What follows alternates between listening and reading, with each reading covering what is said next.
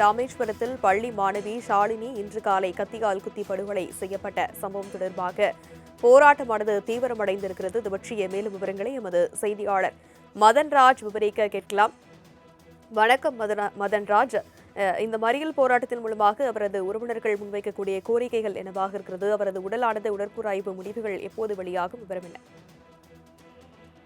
வணக்கம் ராஜலட்சுமி. அதாவது ராமேஸ்வரம் சேராங்கோட்டை அருகே பள்ளி மாணவி ஷாலினி கொலை செய்யப்பட்ட சம்பவத்தில் உறவினர்கள் உடலை வாங்க மறுத்து தற்போது ராமேஸ்வரம் அரசு மருத்துவமனை முன்பு தர்ணா போராட்டத்தில் ஈடுபட்டனர். தற்போது அவர்களிடம் போலீசார் தற்போது பேச்சுவார்த்தையில் ஈடுபட்டு வருகின்றனர்.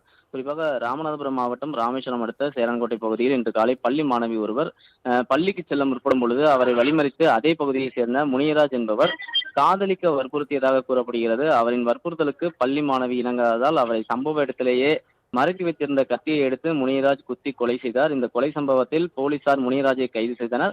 மாணவியின் உடலானது ராமேஸ்வரம் அரசு மருத்துவமனையில் பிரேத பரிசோதனைக்காக வைக்கப்பட்டுள்ளது.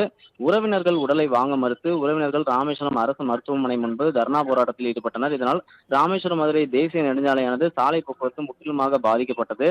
தற்போது சம்பவ இடத்தில் போலீசார் அவர்களிடம் பேச்சுவார்த்தையில் ஈடுபட்டு வருகின்றனர். மேலும் உறவினர்கள் தெரிவிக்கும் பொழுது கொலையாளிக்கு உரிய தண்டனை வழங்கினால் மட்டுமே மாணவியின் உடலை வாங்குவோம், அதுவரை நாங்கள் சாலை மறியல் போராட்டத்தை கைவிட மாட்டோம் என உறவினர்கள் தெரிவிக்கின்றனர். மேலும் பகுதி சேர்ந்த பொதுமக்கள் தெரிவிக்கும் பொழுது இது போன்ற சம்பவத்திற்கு மாணவிக்கு உரிய இழப்பீடானது வழங்கப்பட வேண்டும், கொலையாளிக்கு கடுமையான தண்டனைகள் வழங்கப்பட வேண்டும் என கோரிக்கையும் வைக்கப்பட்டுள்ளது.